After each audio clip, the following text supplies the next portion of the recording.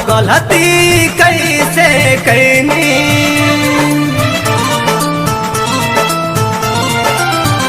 बोला गलती कैसे कैनी,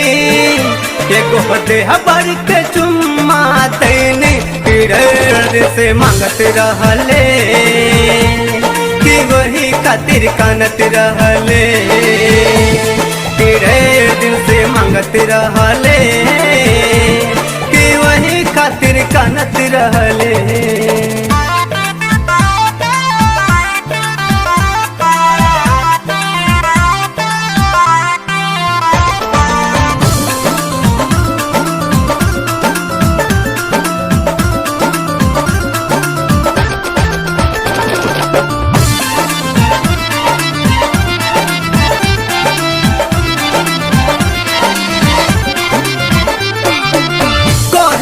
भौजी तोहरे दीवाना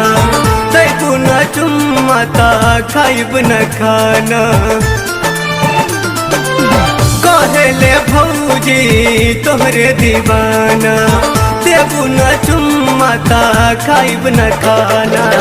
करेला रोजे रोजे बहाना, देखी के हाल वकर कले बानी माना, बोला गलती कैसे कैनी, एगो देह भर के चुम्मा तैनी, फिर दिन से मांगत रहले कि वही खातिर कानत रहले, फिर दिन से मांगत रहले कि वही खातिर कानत रहले।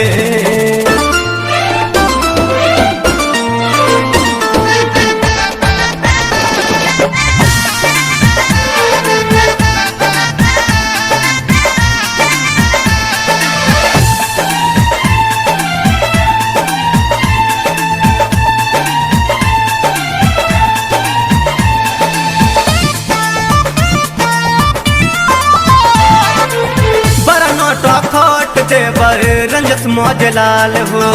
हटके में आके वो मिस देले गाल हो, बरनोटा खट बाटे रंजस मौजलाल हो हटके में आके वो मिस देले गाल हो, करेला देव कृष्ण रोजे निहोरा, आके तू भौजी बैठ जा कोरा, कोला गलती कैसे कैली, एगो देह भर के चुम्मा तैनी, फिर से मांगत रहले कि वही खातिर कानत रहले, फिर दिन से मांगत रहले